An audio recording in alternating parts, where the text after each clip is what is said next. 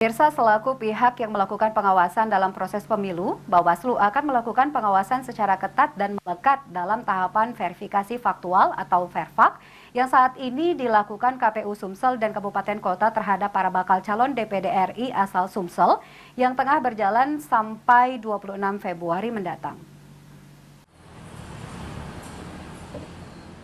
Dikemukakan oleh salah satu komisioner Bawaslu Sumsel, Syamsul Alwi, hingga saat ini Bawaslu belum menerima adanya laporan terkait permasalahan proses verifikasi faktual terhadap para bakal calon DPD RI asal Sumsel yang tengah dilakukan KPU Sumsel dan Kabupaten Kota.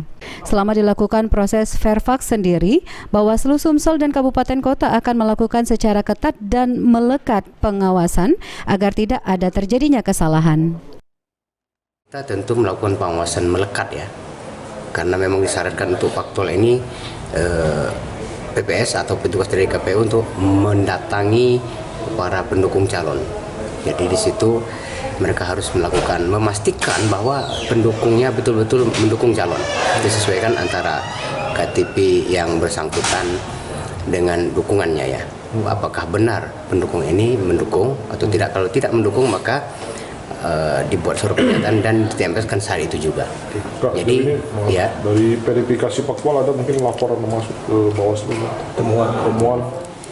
Kalau sampai Khusus untuk dua bakal calon DPD RI yang baru dinyatakan lulus dan akan menjalani verifikasi faktual, diharapkan KPU Sumsel segera menyusulkan jadwalnya karena proses VERFAK bakal calon DPD RI berlangsung sampai 26 Februari mendatang. Firman Hidayat, PAL TV.